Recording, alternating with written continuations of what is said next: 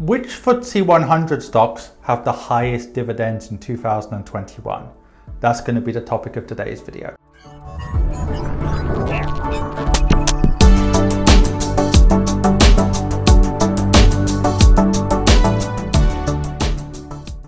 So before watching this video, go over to infuriated.com, especially if you're an expat or a high net wealth individual.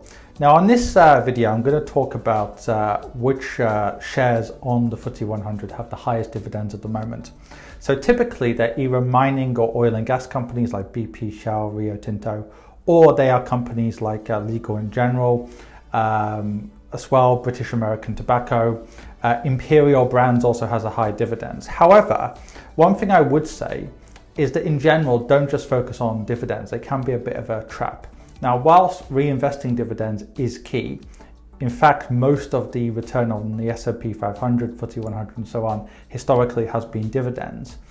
If you just focus on dividends, it's actually going to affect your long-term performance. I'll give you an example. In the last 20 years, the FTSE 100, if you reinvested dividends, hasn't done too badly. It's done about 4% per year, but it hasn't done that well. The FTSE 250 in comparison has done even better than the Nasdaq, but the dividends are very low. The Nasdaq has been one of the best performing assets in the world in the last 30 or 40 years, but the dividends has been low as well. So yes, reinvesting dividends is a good idea, but don't think it's the be all and end all. Look at companies like BP and Shell. They pay out good dividends, but if you would have held the stock long term, you would have seen your capital appreciation be zero at best in many situations. And yes, you would have been cushioned by the dividend, but it wouldn't have been enough to necessarily be a great investment. So I'm not saying dividends aren't important, but don't just focus on the dividends alone, because if a dividend is too high, often that's a sign that the stock is too overvalued, and dividends can always be cut as well, especially during moments like COVID or the global financial crisis. How can I help you? In two ways. First of all, are you an expat, a high net wealth individual, or just somebody who lives in a part of the world where it's difficult to get access to quality investment solutions?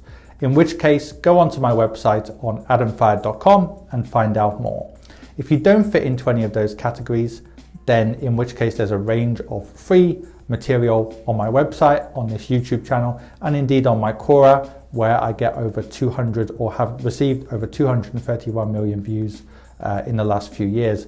And finally, if you want to actually read my thoughts in more detail, go on to Amazon and find my book on there.